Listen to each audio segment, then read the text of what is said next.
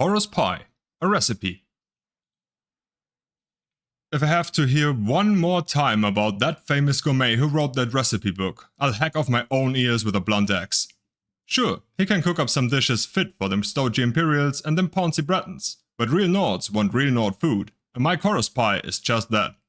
I guess I've been complaining a lot about it, cause Suzanne was yelling at me. Niels, she says, if your Chaurus Pie is so good, you should write down the recipe.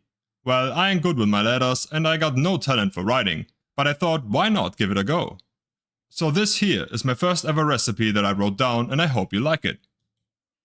First thing you'll need is some chorus meat, and that ain't easy to come by.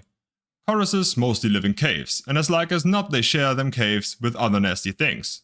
If you go hunting for chorus meat to make some dinner with, make sure you don't end up as dinner yourself, haha.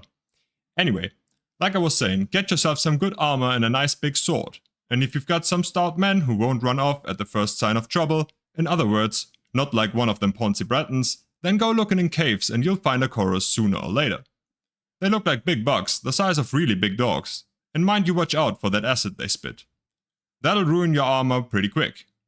Now once you got some chorus meat, you got to put it on a spit.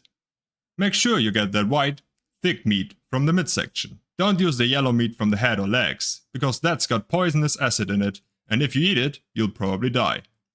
So you cook up your chorus on the spit, and you want to baste it with sauce. To make that, grind up some tomatoes into pulp and then mix that with water, peppers, honey and salt, and then you have to boil it all together. I wouldn't use too many peppers, but you want a few spoons of salt. How much honey you use is up to you, depends on how sweet you want it. When the chorus is done and you basted it enough, then you want to bake it in a pie with some potatoes, carrots and apples, and put the rest of that sauce you made in there too.